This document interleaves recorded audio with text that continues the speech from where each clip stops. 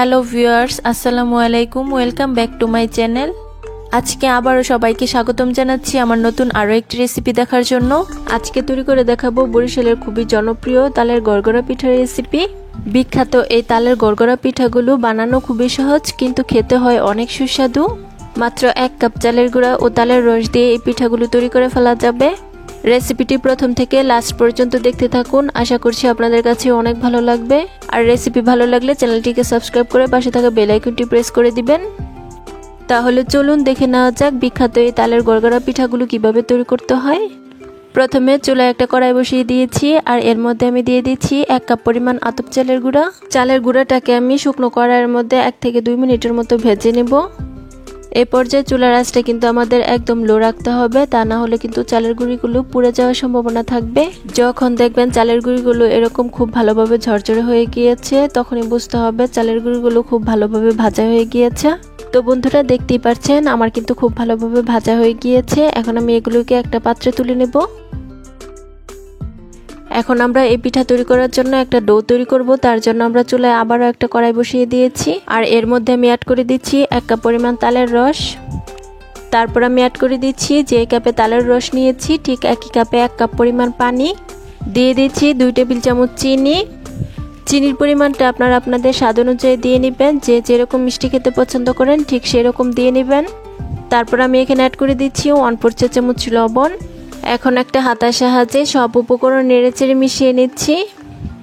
নেড়েচেড়ে মেশানো হয়ে গেলে এই তালের পাল্পটাকে আমরা খুব ভালোভাবে ফুটিয়ে নেব।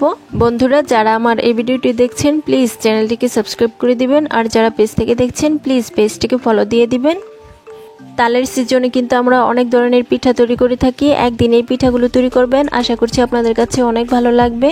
বন্ধুরা, দেখতেই পাচ্ছেন তালের রসটা কিন্তু খুব ভালোভাবে ফুটে উঠেছে। এখন আমি এখানে আগে থেকে যে ভেজে রেখেছিলাম চালের গুঁড়াটা সেটা অ্যাড করে দিচ্ছি, আর একটা হাতার সাহায্যে খুব ভালোভাবে নেড়েচেড়ে একটা ডো তৈরি করে নিচ্ছি।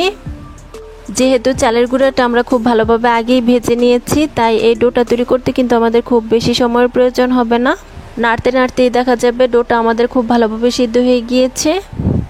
তো বন্ধুরা, দেখতেই পাচ্ছেন চালের গুঁড়াটা কিন্তু আমি খুব ভালোভাবে তালের রসের সাথে নেড়েচেড়ে মিশিয়ে নিয়েছি। এখন আমরা এটাকে একদম লো হিটে ঢেকে রেখে দেব 2 মিনিটের মতো। আর এর মধ্যেই কিন্তু আমাদের ডোটা খুব ভালোভাবে সিদ্ধ হয়ে যাবে। ফিরে এলাম 2 মিনিট পর। এখন আবার একটা হাতার সাহায্যে কিছুক্ষণ নেড়েচেড়ে নিচ্ছি। বন্ধুরা, পিঠা তৈরি করার জন্য এই ডোটা কিন্তু আমার তৈরি করা হয়ে গিয়েছে। এখন আমি চুলার জালটাকে বন্ধ করে দেব। বন্ধুরা, বরিশালের এই বিখ্যাত তালের গড়গড়া পিঠাগুলো বানানো কিন্তু খুবই সহজ। যে কেউ একবার দেখলে এই পিঠাগুলো কিন্তু বানিয়ে ফেলতে পারবে। বন্ধুরা, দেখতেই পাচ্ছেন এই ডোটাকে আমি একটা মিক্সি বোলে তুলে নিচ্ছি, আর এই ডোটাকে আমরা হালকা ঠান্ডা করে নেব। হালকা ঠান্ডা হয়ে যাওয়ার পর এই ডোটাকে আমরা খুব ভালোভাবে মথে নেব। গরম অবস্থায় কিন্তু এটাতে হাত দেওয়া যাবে না, তাহলে কিন্তু হাত পড়ে যাওয়ার সম্ভাবনা থাকবে। বন্ধুরা, ডোটা হালকা ঠান্ডা হয়ে যাওয়ার পর আমি হাত দিয়ে খুব ভালোভাবে মথে নিচ্ছি। আর এই ডোটা কিন্তু আমাদের খুব ভালোভাবে মথে একটা স্মুথ ডো তৈরি করে নিতে হবে। আর এই ডোটা যত স্মুথ হবে পিঠাগুলো কিন্তু দেখতে ততটাই সুন্দর লাগবে। মথে নেওয়ার সময় যদি হাতে লেগে আসে তাহলে কিন্তু অল্প একটু তেল লাগিয়ে এই ডোটাকে আমাদের তৈরি করে নিতে হবে। বন্ধুরা, গড়গড়া পিঠা তৈরি করার জন্য এই ডোটা কিন্তু আমার তৈরি করা হয়ে গিয়েছে। আর এই ডোটাকে আমি 5 থেকে 7 মিনিট খুব ভালোভাবে ডলে নিয়েছিলাম। এখন আমরা তালের গড়গড়া পিঠাগুলো তৈরি করে নেব। তার জন্য এই ডোটা একটা বোর্ডের উপর নিয়ে নিচ্ছি। তারপর এই ডো থেকে ছোট্ট একটা লেচি কেটে নিচ্ছি। আপনারা যেরকম পিঠা তৈরি করতে চান সেরকম লেচি কেটে নেবেন। আমি মিডিয়াম সাইজের পিঠা তৈরি করব, তার জন্য ছোট একটা লেচি কেটে নিচ্ছি। প্রথমে এই লেচিটাকে বোর্ডের উপর নিয়ে রাউন্ড শেপ দিয়ে নিচ্ছি। তারপর হাত দিয়ে ডলে 2 পাশে চোখা করে নিচ্ছি। দেখুন বন্ধুরা, আমার একটি পিঠা তৈরি করা হয়ে গিয়েছে। এই পিঠাগুলো বানানো কিন্তু খুবই সহজ। এই রেসিপিটা দেখলে বাচ্চারাও কিন্তু এই পিঠাগুলো বানাতে পারবে। তো বন্ধুরা, দেখুন আমার কিন্তু আরও একটি পিঠা তৈরি করা হয়ে গিয়েছে। আর একইভাবে বাকি সবগুলো পিঠা আমি তৈরি করে নেব। সবগুলো পিঠা বানানো দেখালে ভিডিওটা কিন্তু অনেক বেশি লং হয়ে যাবে, তার জন্য পিঠাগুলো বানিয়ে তারপর আমি আপনাদেরকে দেখাচ্ছি। তো বন্ধুরা, দেখুন সবগুলো পিঠা আমার বানানো হয়ে গিয়েছে। এখন এই পিঠাগুলোর উপর দিয়ে একটা ডিজাইন করা হবে। তার জন্য দেখুন এরকম একটা ছাঁকনি নিয়েছি, আর এই ছাঁকনিটার মধ্যে অল্প একটু সয়াবিন তেল লাগিয়ে নিচ্ছি। তেল লাগানো হয়ে গেলে একটা পিঠা আমি এর মধ্যে নিয়ে তারপরে আলতো হাতে চাপ দিয়ে এই ডিজাইনগুলো তৈরি করে নিচ্ছি। দেখুন বন্ধুরা, একটি পিঠার আমার ডিজাইন তৈরি করা হয়ে গিয়েছে। আমি আরও একটি পিঠা আপনাদেরকে করে দেখাচ্ছি। দেখুন বন্ধুরা, ছাঁকনির সাহায্যে কিন্তু এই পিঠাগুলোর সাজ তৈরি করা খুবই সহজ। আলতো হাতে প্রেস করলেই কিন্তু এই পিঠাগুলো তৈরি করা হয়ে যাচ্ছে। একইভাবে বাকি সবগুলো পিঠার এই ছাঁকনির সাহায্যে ডিজাইন তৈরি করে নেব। আসলে এই পিঠার ডিজাইনটা কলার ডগা দিয়ে করা হয়, আর এখানে তো কলার ডগা নেই, তার জন্য আমি এটা দিয়ে কাজ চালিয়ে নিয়েছি। বন্ধুরা কমেন্টে অবশ্যই জানাবেন পিঠাগুলো দেখতে কেমন হয়েছে। বন্ধুরা দেখুন, সবগুলো পিঠা আমার তৈরি করা হয়ে গিয়েছে, আর এই পিঠাগুলোকে আমি একটি প্লেটে তুলে নিয়েছি। এখন আমাদের এই পিঠাগুলোকে ভাপিয়ে নিতে হবে। এখানে দেখুন বন্ধুরা, চুলায় একটা হাঁড়ি বসিয়ে দিয়েছি, আর এর উপরে চিকন ছিদ্রযুক্ত একটা চালনি বসিয়ে দিয়েছি।